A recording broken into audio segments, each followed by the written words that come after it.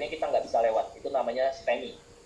Tapi kalau misalkan ada truk mogok ngambil separuh jalan, akhirnya kalau volume kendaraan banyak di belakangnya bikin macet. Nah ini tersumbat parsial, tersumbat sebagian.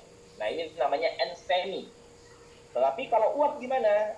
Logikanya awalnya jalan raya itu besar, bisa 4 atau 5 baris mobil bisa jejer-jejer. Tetapi rupanya ada penyempitan jalan, yang akhirnya membuat hanya bisa 2 kendaraan yang lewat. Kalau volume kendaraan banyak, akhirnya yang terjadi penyempitan itu akan antri. Nah ini yang logikanya disebut dengan uap. Saya yakin gampang untuk menganalogikakan seperti STEMI sumbatan total, kalau NSTEMI parsial, kalau uap terjadi penyempitan di arteri koroner. Karena intervensinya akan berbeda, teman-teman.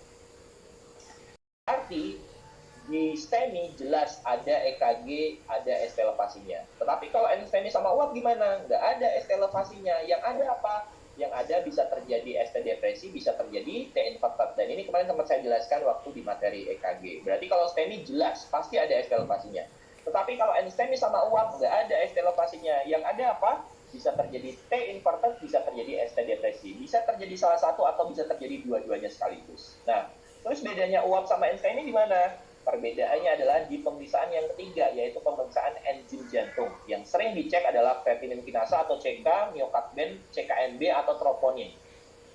Pada NSTEMI terjadi increase atau peningkatan dari CKMB atau troponinnya. Sedangkan pada uap, nilai CKMB dan troponinnya normal. Di sini adalah bedanya untuk mengklasifikasikan apakah STEMI sama uap. Kenapa harus diklasifikasikan dan dibedakan, teman-teman?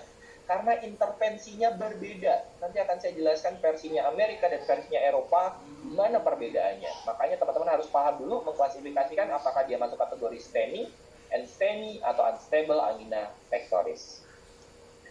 Nah, kalau misalkan ada dokter atau medis menegakkan diagnosa medisnya adalah mendapatkan aliran darah. Darah itu membawa oksigen. Berarti ketika arteri koronernya tersumbat, sel di otot jantung tidak mendapatkan oksigen.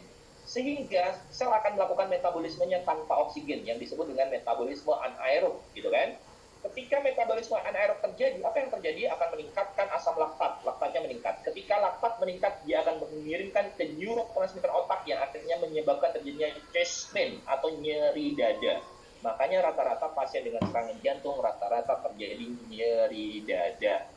Jadi kalau ada orang nyeri dada, langsunglah berpikir bahwa pasien itu bisa jadi terjadi serangan jantung. Nah, klasifikasi yang kedua adalah pendekatan terkait dengan EKG. Kemarin saya sampaikan di materi